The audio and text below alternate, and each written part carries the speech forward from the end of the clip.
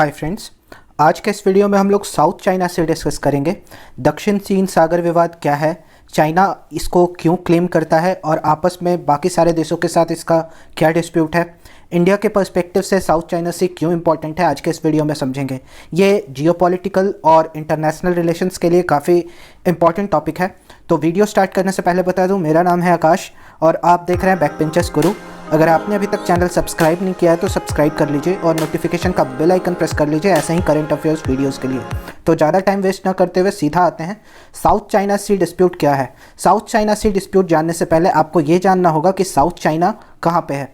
तो south China सी ये China के दक्षिणी हिस्से में है। ये रहा चाइना, इसके सदर्न रीजन में आपको साउथ चाइना सी मिलेगा और ये यहाँ पे मलाक्का स्ट्रेट से ये इंडियन ओशन और ये पैसिफिक ओशन को कनेक्ट करता है। इधर आपका इंडियन ओशन है और यहाँ पे साउथ चाइना सी है और इस तरफ पैसिफिक ओशन है। तो ये इंटरनेशनल ट्रेड के लिए, क्योंकि ज़्यादातर ट्रेड बाया सी होते हैं, तो उसके लिए काफ़ी इंपॉर्टेंट रीजन पड़ता है ये, ठीक है। तो चाइना इसका 80%, साउथ चाइना सी का 80% हिस्सा क्लेम करता है। और इसको वो क्लेम कैसे करता है, वही जो चाइना की पुरानी आदत है कि ये पहले ज़माने में या फिर एंशिएंट टाइम से ही चाइना का हिस्सा हुआ करता था। तो 80% हिस्सा ये अपने 9 डैश लाइन से क्लेम करता है। 9 डैश लाइन क्या है ये भी समझेंगे। तो उससे पहले आते हैं कि इस डिस्प्यूट में पार्टी कौन कौन से हैं। तो चाइना एक पार्टी हो गया, ताइवान जो कि पहले रिपब्लिक ऑफ चाइना था, फिर वहाँ पे सिविल वॉर हो गया और उसके बाद पीपल्स रिपब्लिक ऑफ चाइना, ये जो मेनलैंड चाइना है, और रिपब्लिक ऑफ चाइना जो कि ताइवान है, ये दोनों पार्टी हैं। फिर आप देखोगे ये फिलीपींस, ये भी पार्टी है। ये फिलीपींस के एक्सक्लूसिव इकोनॉमिक जोन में भी चाइना अपना रीजन क्लेम करता है। फिर वियतनाम पार्टी है, मलेशिया पार्टी है, ये ब्रूनेई पार्टी है, ब्रूनेई ये भी पार्टी है इस डिस्प्यूट में। इसमें कुछ कुछ इंपॉर्टेंट आइलैंड्स हैं जैसे Paracel island, Spratly islands, Scarborough shoal, ये सब इसमें इंपॉर्टेंट है। और चाइना यहाँ पे अपना आर्टिफिशियल आइलैंड बना रहा है, चाइना आर्टिफिशियल आइलैंड बना रहा है। और वर्ल्ड का 1/3 ऑफ जो शिपिंग ट्रेड है वो यहाँ से पास होता है और ये काफ़ी रिच है हाइड्रोकार्बन और ऑयल में, ठीक है।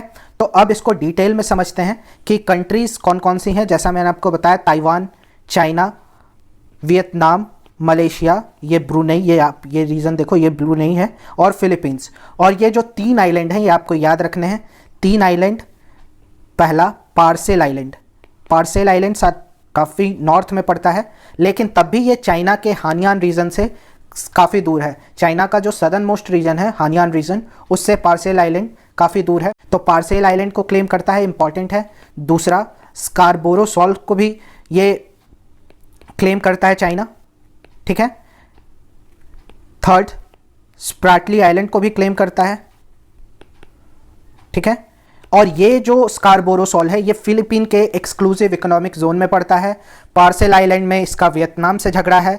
ये वियतनाम के शिप्स को, फिलीपींस के शिप्स को काफ़ी ये तंग करते हैं चाइनीज़ ट्रूप्स। और यूएस ने भी अपना इधर प्रेजेंस बढ़ा दिया है। यूएस भी अपना इधर गश्त लगाते रहता है, क्योंकि यूएस का कहना है दुनिया में फ्री नेविगेशन का फॉर्मूला होना चाहिए। तो कोई भी देश किसी देश को सी में नेविगेट करने से रोक नहीं सकती है, ठीक है। तो यूएस का ऐसा कहना है। चाइना यहाँ पे अपना एक 9 डैश लाइन क्लेम करता है, जो कि 1947 से ये क्लेम कर रहा है। 1947 में ये 11 डैश लाइन हुआ करता था। ये जो आप लाइन देख रहे हो, ये वाला लाइन 1 2 3 4 5 6 7 8 9, ये जो 1947 में चाइना पे रिपब्लिक ऑफ चाइना का कब्जा था। ये आपको मैं बार बार हर वीडियो में बताता हूँ कि चाइना में 1949 से पहले रिपब्लिक ऑफ चाइना का कब्जा था, क्यूमिनशांग की गवर्नमेंट का कब्जा था। लेकिन 1949 में कम्युनिस्ट पार्टी ऑफ चाइना ने उनको हरा दिया और रिपब्लिक ऑफ चाइना की जगह पीपल्स रिपब्लिक ऑफ चाइना, जो कि कम्युनिस्ट चाइना है, उसका राज कायम किया। और वो जो रिपब्लिक ऑफ चाइना थी वो यहाँ ताइवान आ गई, ठीक है। तो 1947 में रिपब्लिक ऑफ चाइना जो अभी ताइवान में है, उन्होंने ये 11 डैश लाइन का कॉन्सेप्ट दिया था। 11 डैश लाइन को फिर 1949 में 9 डैश लाइन कर दिया गया। 9 डैश लाइन क्यों कर दिया गया? क्योंकि वियतनाम से कुछ उनका समझौता हुआ था। फिर उस समझौते को ध्यान में रख के उन्होंने गल्फ ऑफ टोंकी को क्लेम अपना छोड़ दिया। तो ये 11-2 फिर 9 डैश लाइन रह गया। तो 9 डैश लाइन से पूरा जो 80% जो साउथ चाइना सी है वो चाइना के रेंज में आ जाता है, ठीक है। तो 80% अगर चाइना क्लेम करेगा तो वो इंटरनेशनल लॉ के अगेंस्ट है। इसके खिलाफ फिलीपींस इंटरनेशनल कोर्ट में जा चुका है। तो इंटरनेशनल कोर्ट ने फिलीपींस के पक्ष में फैसला सुनाया, लेकिन चाइना ने इसे मानने से इनकार कर दिया। ठीक है, तो आपको दो तीन चीज़ें याद रखनी है कि साउथ चाइना सी कहाँ है। साउथ चाइना सी ये वाला हिस्सा है, ये वाला हिस्सा साउथ चाइना सी है। यहाँ से 80% ट्रेड पास होता है और हमारे से अंडमान सी से ये जो मलाक्का स्ट्रेट है, स्ट्रेट ऑफ मलाक्का से ये इंडियन ओशन से कनेक्ट होता है। ठीक है, और हमारे स्ट्रैटेजिक, हमारे फेयर नेविगेशन के रेंज को खतरा है। और इंडिया का स्टैंड यही रहा है कि इस रीजन में इंटरनेशनल लॉ के हिसाब से लोगों को, देशों को चलना चाहिए। तो इंडिया इसमें पार्टी नहीं है, इसलिए इंडिया का स्टैंड हमेशा ये रहता है चाइना को हमेशा इंटरनेशनल लॉ और जितनी भी पार्टीज हैं इसमें इंटरनेशनल लॉ को फॉलो करें। ठीक है, यूएस अपने स्ट्रैटेजिक इंटरेस्ट देखता है कोरिया के साथ मिलकर, जापान के साथ मिलकर, ऑस्ट्रेलिया, इंडोनेशिया के साथ मिलकर। ये आप रीसेंट रिपोर्ट्स देखोगे तो यूएस अपने काफ़ी सारे शिप्स, वॉर शिप्स यहाँ पे डिप्लॉय कर चुका है और चाइना इससे काफ़ी कंसर्न है। लेकिन चाइना अपने खुद के कंडक्ट को भी चाइना को देखना चाहिए कि उससे आसियान के देश क्यों परेशान हैं। आसियान 10 देशों का एक समूह है जिसमें Myanmar, Thailand, Cambodia, Laos, Vietnam, Malaysia, Brunei, Philippines और सिंगापुर, ये 10 देश आसियान में आते हैं। और इंडिया के जो एक्ट ईस्ट पॉलिसी है, इंडिया का एक एक्ट ईस्ट पॉलिसी है, एक्ट ईस्ट पॉलिसी के लिए आसियान बहुत ज़्यादा इंपॉर्टेंट है। आसियान देश काफ़ी ज़्यादा इंपॉर्टेंट हैं। ठीक है, इंडिया के ट्रेड दृष्टिकोण से भी अगर आप देखें तो। ठीक है, अब आते हैं कि साउथ चाइना सी का महत्व क्या है। साउथ चाइना सी का महत्व मैंने जैसा कि आपको पहले बताया कि one third of the global shipping pass through this, मतलब दुनिया में जितनी भी ट्रेड हो रही है उसमें से 33% ट्रेड ये साउथ चाइना सी से पास होता है। तो इसके मतलब क्या है? इसका मतलब यह है कि जिसका साउथ चाइना सी पे कंट्रोल होगा वो दुनिया के ट्रेड को अफेक्ट कर सकती है। अगर मान लो कोई भी कॉन्फ्लिक्ट होती है तो चाइना ने वो रीजन ब्लॉक कर दिया तो दुनिया की 33% ट्रेड तबाह हो जाएगी। यही एक इंपॉर्टेंट रीजन नहीं है। दूसरा इंपॉर्टेंट रीजन यह है कि इंडिया का 200 बिलियन का ट्रेड करीब इस रीजन से पास होता है। तो इंडिया का करीब 200 बिलियन डॉलर्स का ट्रेड इस रीजन से पास होता है। थर्ड क्या है कि इसमें काफ़ी ज़्यादा नेचुरल गैस के भंडार हैं, ऑयल का भंडार है। तो इसमें 7.7 बिलियन ऑयल रिजर्व्स हैं, 7.7 बिलियन बैरल्स ऑयल रिजर्व का ये खदान है। ठीक है, और इंडिया का जो ONGC है, ONGC oil and natural gas corporation, वो वियतनाम के साथ मिलकर यहाँ पे ऑफशोर एक्सप्लोरेशन करता है। तो ONGC के भी इंटरेस्ट है यहाँ पे। और करीब यहाँ पे दुनिया की 10% वर्ल्ड की फिशरी पाई जाती है। काफ़ी सारे लोगों के लिए फूड सोर्स का भी ये साधन है साउथ चाइना सी। दुनिया की 10% फिशरीज यहाँ पे पाई जाती है। ठीक है, तो ये सारे रीजन इस रीजन को, इस साउथ चाइना सी वाले रीजन को इंपॉर्टेंट बनाते हैं। ठीक है, यहाँ तक बात क्लियर है। तो अब आते हैं कि इंटरनेशनल लॉ क्या कहते हैं। दुनिया में एक ट्रीटी है जिससे समुद्र के नियम, सीज के नियम, ओपन सी के नियम डिफाइन होते हैं। तो ये ट्रीटी UN क्लॉज 1982 में साइन हुई थी। 1982 से ये लॉ काम कर रहा है। इस लॉ का फुल फॉर्म याद रखिएगा, काफ़ी इंपॉर्टेंट है एग्जाम्स के लिए। United Nations Convention on the laws of seas. ठीक है, समुद्र के लॉ को क्लॉज बोलते हैं, लॉज ऑफ सी ट्रीटी भी इसको बोला जाता है। ठीक है, तो UN क्लॉज काफी इंपॉर्टेंट है। अब इस नियम के अनुसार दुनिया के सीज को 5 रीजन्स में बांटा गया है। ध्यान से सुनिएगा, इस रूल के हिसाब से दुनिया के सीज को 5 रीजन्स में डिवाइड किया गया है। फर्स्ट क्या है? Internal waters. पहला इंटरनल वाटर्स, ये डायग्राम काफी इंपॉर्टेंट है, काफी आपको अच्छी इंसाइट देगा UN क्लॉज को समझने के लिए। दूसरा है टेरिटोरियल सी। तीसरा है कॉन्टिग्यूअस जोन, कॉन्टिग्यूअस जोन। चौथा है exclusive economic zone.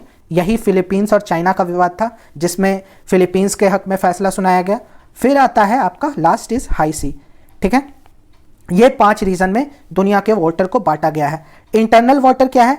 Internal water जैसे आपका लैंड सॉवरेन है वैसे ही इंटरनल वाटर सॉवरेन है। उससे पहले हम लोगों को बेस लाइन डिफाइन करना होगा। बेस लाइन जब भी टाइड होती है तो जो लो टाइड वाला वाटर है उसके लैंडवर्ड साइड में, लैंड की तरफ जो रीजन है उसको बेस लाइन से डिफाइन किया गया है। तो लो टाइड जहां तक जाएगा उस लाइन को मार्क किया गया है, उसको बेस लाइन बोला गया है। लो टाइड पे जितना वाटर रहेगा और उससे जो लैंड की तरफ हिस्सा आएगा उसको, उसमें जो भी वाटर्स हैं जैसे लेक, बे, पोर्ट्स, ये सबको इंटरनल वाटर्स कहा गया है। और जो भी कंट्री के रेंज में इंटरनल वाटर आएगा उस पर उसका पूरा अधिकार होगा। वो जैसे लैंड है हमारा पूरा सॉवरेन, वैसे इंटरनल वाटर पूरा सॉवरेन है। इसमें और कोई देश दखल नहीं दे सकता है। और यहाँ पे कोई भी अधिकार किसी को नहीं है, ना कि इनोसेंट पैसेज का भी अधिकार नहीं है, कोई भी देश यहां से पार भी नहीं हो सकती है। तो ये थी इंटरनल वाटर की बात। अब है टेरिटोरियल सी। टेरिटोरियल सी में अगर कंट्री परमिशन दे तो कोई भी देश की शिप पास कर सकती है टेरिटोरियल सी वाले रेंज में। ये 12 नॉटिकल माइल्स तक जाता है बेस लाइन से, जो कि लो टाइड का वाटर होता है, वहां से 12 नॉटिकल माइल। एक नॉटिकल माइल में 1.85 किलोमीटर होते हैं। जो लैंड में 1.85 किलोमीटर जो दूरी है वो 1 नॉटिकल माइल होती है। तो 12 नॉटिकल माइल तक, 12 नॉटिकल माइल कहां से, बेस लाइन से 12 नॉटिकल माइल तक टेरिटोरियल सी होती है। ठीक है, टेरिटोरियल सी में अगर कंट्री चाहे तो, ठीक है, इनोसेंट पैसेज दे सकती है, ठीक है, किसी भी दूसरे कंट्री के शिप को। और जो कंट्री होती है उसको फुल जुरिस्डिक्शन होता है टेरिटोरियल सी पे, और सरफेस पे, और सीबेड पे, सब सॉइल पे, एयर स्पेस पे भी। ये एयर स्पेस पे भी उसी कंट्री का अधिकार होता है। ठीक है, 12 नॉटिकल माइल्स तक। अब ये टेरिटोरियल सी के बाद सिचुएशन चेंज होती है। फिर आता है कॉन्टिग्यूअस जोन। कॉन्टिग्यूअस जोन को इंटरमीडियरी जोन भी बोलते हैं। ठीक है, टेरिटोरियल सी और हाई सी के बीच इसको इंटरमीडियरी जोन भी बोलते हैं। लेकिन टेरिटोरियल सी से इसमें डिफरेंस क्या है कि सरफेस और फ्लोर पे राइट है, जो ओशन फ्लोर पे है उस पे राइट है, और जो सरफेस है उस पे राइट है। एयर स्पेस पे इस पर कोई कोस्टल स्टेट का राइट नहीं होता, इसको इंटरनेशनल एयर स्पेस में आता है। तो कॉन्टिग्यूअस जोन बेस लाइन से 24 नॉटिकल माइल तक होता है। बेस लाइन से देखो ये 12-12 24 नॉटिकल माइल्स तक कॉन्टिग्यूअस जोन हो गया। यहाँ पे इंटरनेशनल एयर स्पेस आता है। ठीक है, नेशनल स्पेस कहां तक आता है, टेरिटोरियल सी तक, उसके बाद इंटरनेशनल एयर स्पेस। लेकिन सी बेड पे और सी सरफेस पे कोस्टल स्टेट का पूरा अधिकार है। ठीक है, अब आते हैं एक्सक्लूसिव इकोनॉमिक जोन। जो भी बेस लाइन है वहां से 200 नॉटिकल माइल तक, 200 नॉटिकल माइल तक एक्सक्लूसिव इकोनॉमिक जोन आता है। काफी एग्जाम्स में पूछा गया है, याद रखिएगा। 200 नॉटिकल माइल्स तक एक्सक्लूसिव इकोनॉमिक जोन आता है, और किसी भी देश को आप यहां पे नेविगेशन के लिए और ओवरफ्लाइट के लिए रोक नहीं सकते हैं। ठीक है, तो ये काफी मतलब कोस्टल स्टेट के राइट को कम करता है। लेकिन यहां पे कोस्टल स्टेट के पास एक्सप्लोरेशन का, मैनेजिंग नेचुरल रिसोर्सेस का ये पूरा अधिकार होता है। ठीक है, नेचुरल रिसोर्सेस का और लिविंग नॉन लिविंग सबका पूरा अधिकार किसके पास है, ये जो जिसका ये वाटर है उसके पास अधिकार है। लेकिन इंटरनेशनल एयर स्पेस ये होता है, और यहां पे आप किसी को आने जाने से रोक नहीं सकते हैं। ठीक है, 5वां है हाई सी। हाई सी को मैनकाइंड के लिए कॉमन हेरिटेज बोला गया है। 200 नॉटिकल माइल्स के बाद सब कुछ हाई सी में आता है, और हाई सी में जो भी एक्सप्लोरेशन होगा वो आपको सारे देशों के साथ शेयर करना होगा। तो हाई सी में कोई भी चीज अगर किसी कंट्री को नेचुरल रिसोर्सेस मिलती है तो वो मैनकाइंड का होगा, कॉमन हेरिटेज। ये था यूएन क्लॉज। अब इसके हिसाब से फिलीपींस ने केस लड़ा था परमानेंट कोर्ट ऑफ आर्बिट्रेशन में, जिसमें फिलीपींस के पक्ष में फैसला सुनाया था, लेकिन चाइना ने उसको मानने से इनकार कर दिया था। ठीक है, तो यूएन क्लॉज पे अमेरिका ने साइन तो किया है, लेकिन अमेरिका ने रेटिफाई नहीं किया है। यह बात ध्यान रखिएगा। US has not yet ratified this UN clause. उसको, यूएस को पार्ट 11 से कुछ प्रॉब्लम है। ये जो ट्रीटी है इसका पार्ट 11 है, उससे दिक्कत है। सीबेट को लेके जो रूल है उससे अमेरिका को दिक्कत है। ठीक है, तो यूएस साइन किया तो है, लेकिन इसमें रैटिफिकेशन यूएस ने नहीं किया है। तो यूएस जब सवाल उठाता है तो चाइना यही दलील देता है कि यूएस ने तो खुद रैटिफाई नहीं किया यूएन क्लॉज को, तो यूएस किस मुंह से हमें बताता है कि हम दूसरे कंट्री के टेरिटरी में घुस रहे हैं। ये थी साउथ चाइना सी की बात, जिसमें चाइना 80% हिस्सा साउथ चाइना सी का कैप्चर करता है। काफ़ी स्ट्रैटेजिकली और इकोनॉमिकली, पॉलिटिकली, जियोपॉलिटिकली ये रीजन इंपॉर्टेंट है। तो इंडिया क्या कर सकता है अगर चाइना, जैसे कि अभी चाइना इंडिया का कॉन्फ्लिक्ट चल रहा है, तो इंडिया चाहे तो ये मलाक्का स्टेट को चोक कर दे, तो चाइना का काफ़ी ज़्यादा ट्रेड इम्बैलेंस हो जाएगा। और चाइना को यही सी से ही खतरा है। चाइना को कभी भी इस तरफ से खतरा नहीं। चाइना का मेन फोकस है यही सी, क्योंकि यहाँ पे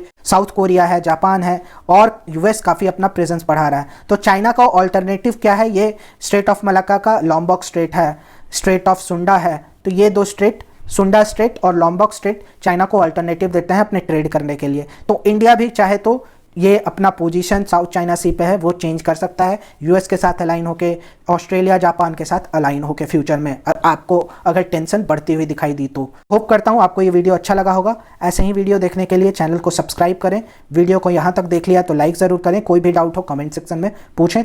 मिलते हैं किसी नेक्स्ट वीडियो में, तब तक के लिए जय हिंद, कीप लर्निंग।